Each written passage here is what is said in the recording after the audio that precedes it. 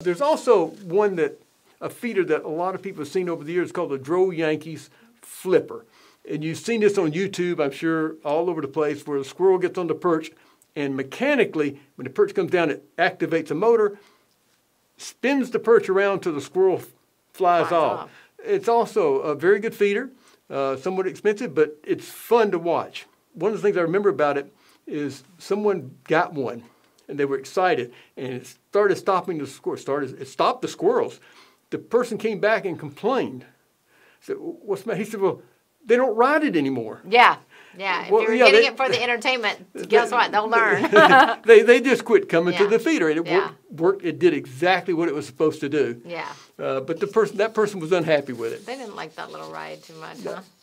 And so there's feeders that work very well. But they're not cheap, right? They're not cheap. And let me mention right now, speaking of they're not cheap, when you're trying to stop the squirrels, don't go cheap. You can find stuff, baffles and feeders and the like, that are cheaper.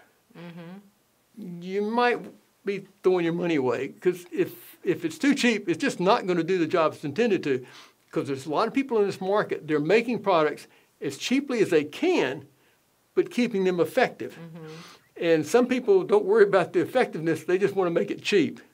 And I have seen one of the metal feeders I was talking about earlier that had come out in some of the discount stores, and this is some years back, but it looked just like, sort of like what I was showing you, but it was smaller, obviously cheaper. Well, the squirrels just sit on it, reached right around it. It wasn't big enough to stop them from reaching around, and so it was totally ineffective.